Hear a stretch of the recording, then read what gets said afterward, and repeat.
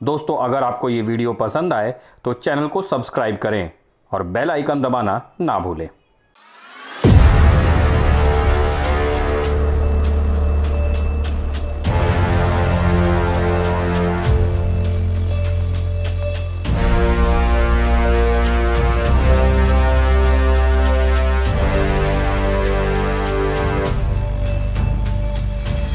नमस्कार दोस्तों, मैं प्रशांत राय और आप देख रहे हैं युग धर्म।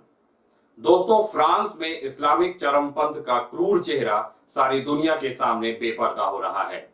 पहले चार्ली एब्दो के कार्यालय पर आतंकी हमला, इसके बाद एक शिक्षक की गला काटकर हत्या और अब नीस शहर में 3 लोगों की हत्या, वो भी चर्च के बाहर जिसमें एक महिला शामिल है। और ये सभी हत्याएं की जा रही हैं मोहम्मद साहब के एक कार्टून को लेकर।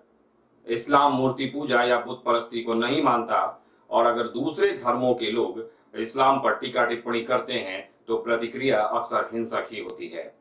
मैं इस्लाम पर ज्यादा चर्चा नहीं करूंगा क्योंकि मैं इस्लामिक स्कॉलर नहीं हूं। फ्रांस के इतिहास पर भी नहीं, सिर्फ वर्तमान पर बात करते हैं।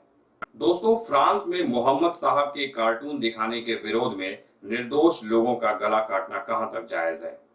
बायकॉट या शांतिपूर्ण विरोध के दूसरे तरीके हैं, लेकिन सीधे किसी की जान लेना कहां तक सही है? क्या धर्म इसी के लिए है? धर्म हमें जानवर से इंसान बनाने के लिए है या इंसान से जानवर बनाने के लिए?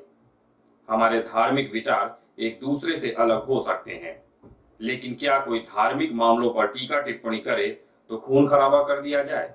फ्रांस के राष्ट्रपति इमैनुअल मैक्रों के खिलाफ पाकिस्तान, तुर्की सहित कई मुस्लिम देश लामबंद हो रहे हैं। ये देश फ्रांस के खिलाफ तो वो काफी मुखर हैं, लेकिन चीन जब उइगर मुसलमानों पर जुल्म ढाता है तब इनकी जो विरोध की आवाज है वो खामोश रहती है। भारत में भी विरोध के सुर तेज हो रहे हैं। भोपाल, मुंबई से विरोध की तस्वीरें आ रही हैं। हालांकि शुक्र है कि ये विरोध हिंसक नहीं हुए हैं, लेकिन संभावना तो बनी रहती है। अगर धार्मिक मामलों को लेकर विरोध के लिए जब भीड़ जुटती है तो भावनाओं के बेकाबू होने का खतरा बना रहता है।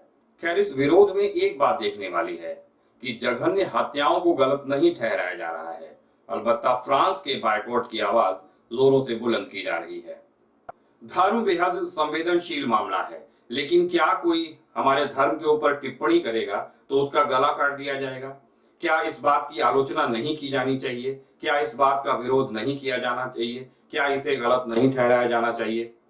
बर्बरता के युग के 1000 साल बाद भी दुनिया क्या इसी तरह चलेगी? नहीं, इसकी आलोचना होनी चाहिए कड़े शब्दों में, और आवाज उसी मुस्लिम समुदाय से बुलंदी से आनी चाहिए जो इस्लाम खतरे में है के जुनून में किसी भी मजहब के सबसे बुनियादी बात को नजरअंदाज कर रहा है, और वो है मानवता। हर धर्म में उसकी रूढ़ियों की आलोचना और सुधार की गुंजाइश है और ये बनी रहनी चाहिए। और अगर धार्मिक कट्टरता दिखानी है तो फिर इसकी बात करने वालों को अक्षरशः धार्मिक मान्यताओं का पालन करना चाहिए। झूठ, फरेब, भ्रष्टाचार, चोरी डकैती, हत्या और स्त्री के प्रति गलत भावना, नशा, सब कुछ त्याग देना चाहिए। और अगर ऐसा नहीं है तो फिर कट्टरता भी झूठी है। फ्रांस में भारत की तरह आबादी का दूसरा सबसे बड़ा प्रतिशत मुस्लिम समुदाय क्या है, लेकिन जिस तरह से वहां पर आतंकी घटनाएं हो रही हैं उससे क्या ये संभावना या ये धारणा नहीं मजबूत होती कि जहां मुस्लिम समुदाय की संख्या अधिक हो जाती है वहां आतंक के पनपने की स्थितियां बन जाती हैं? और अगर इस धारणा को गलत साबित करना है तो मुस्लिम समुदाय को उनके धर्म के ऊपर की जा रही टीका टिप्पणी के हिंसक विरोध से दूर रहना होगा, उससे बचना होगा।